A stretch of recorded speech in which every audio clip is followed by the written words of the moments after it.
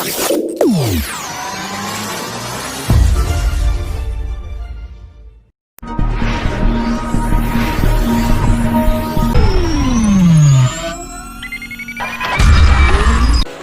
suatu bangsa sangat dipengaruhi oleh kualitas sumber daya manusianya. Dan kualitas sumber daya manusia tersebut juga dipengaruhi oleh tingkat pendidikan yang didapatkan oleh masing-masing individu pembentuk bangsa tadi. Tentunya, pendidikan yang visioner atau memiliki misi yang jelas akan mengeluarkan atau menghasilkan produk yang berkualitas. Namun, pada kenyataannya, dalam dunia pendidikan kita, sistem yang dipakai yaitu lebih mengedepankan aspek teoritis atau materi dibandingkan dengan aspek aplikatif atau penerapan dalam kehidupan sehari-hari.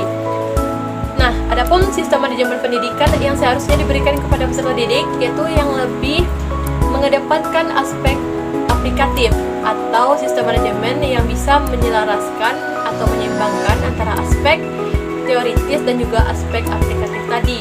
Sehingga peserta didik di sekolah tidak hanya mendapatkan materi atau teori saja, namun mereka juga dapat menerapkannya dalam lingkungan luar sekolah atau dalam kehidupan mereka sehari-hari, seperti lingkungan keluarga dan lingkungan masyarakat.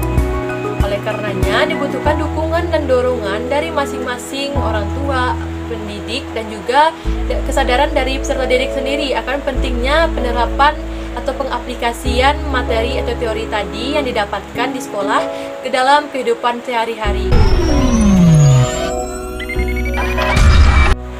Kualitas pendidikan yang masih belum merata di Indonesia disebabkan oleh beberapa faktor. Yang pertama, belum sempurnanya penerapan sistem manajemen pendidikan itu sendiri. Yang kedua, karena faktor geografis. Sebagaimana kita ketahui, Indonesia dipisahkan oleh beberapa pulau dan beberapa wilayahnya masih sulit dijangkau oleh pemerintah pusat ataupun pemerintah daerah. Yang ketiga, masih rendahnya perhatian atau kurangnya perhatian masyarakat terhadap pentingnya pendidikan, terutama bagi kalangan masyarakat kurang mampu. Yang keempat, masih lambatnya pendistribusian dana pendidikan, sehingga berdampak pada kurangnya sarana dan prasarana penunjang pendidikan itu sendiri, seperti fasilitas yang digunakan oleh sekolah-sekolah dan oleh kampus dan lain sebagainya. Dan yang terakhir, masih banyaknya tenaga pendidik yang kurang profesional dalam proses belajar mengajar. Adapun cara yang bisa kita lakukan untuk meningkatkan kualitas pendidikannya itu, yang salah satunya perlunya kerjasama yang kuat dan jalinan komunikasi yang erat antara pemerintah pusat dengan pemerintah daerah dalam peningkatan kualitas atau mutu pendidikan di negara kita ini. Lembaga pendidikan memiliki hubungan timbal balik dengan masyarakat. Maksudnya, lembaga pendidikan tidak dapat eksis tanpa adanya masyarakat, dan juga masyarakat sangat membutuhkan pelayanan yang baik oleh lembaga pendidikan itu sendiri. Lembaga pendidikan merupakan bagian dari masyarakat.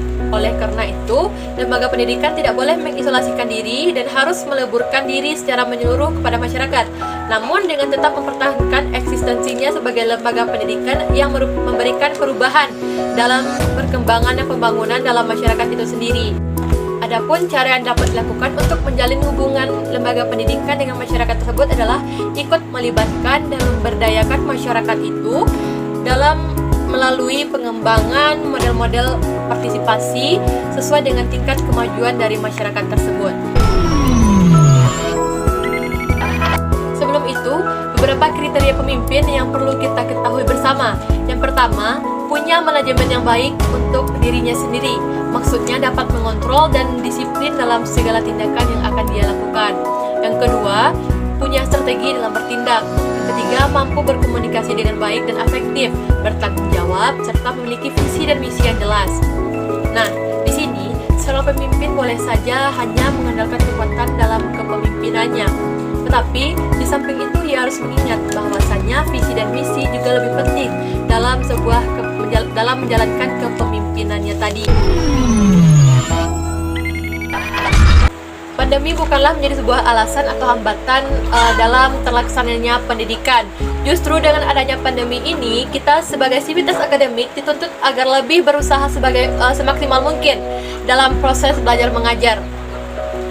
Seperti pembelajaran jarak jauh ini atau pembelajaran daring atau online ini merupakan tantangan bagi kita bagaimana kita bisa memaksimalkan usaha dalam dunia pendidikan dalam mewujudkan cita-cita kita sendiri, bukannya makin bermalas-malasan dan mengemis-ngemis kemudahan dari pemerintahan pusat ataupun pemerintah daerah dalam melaksanakan pendidikan di tengah pandemi ini. Selain itu, dengan pandemi ini kita juga dapat ikut serta dan menikmati perkembangan serta kemajuan dari teknologi pada zaman modern, sehingga kita tidak ketertinggalan dalam informasi dan teknologi yang tengah dan cara yang dapat kita lakukan selama perkuliahan daring ini. Yang pertama, memaksimalkan proses belajar mengajar yang disertai dengan kegiatan-kegiatan yang tidak membosankan.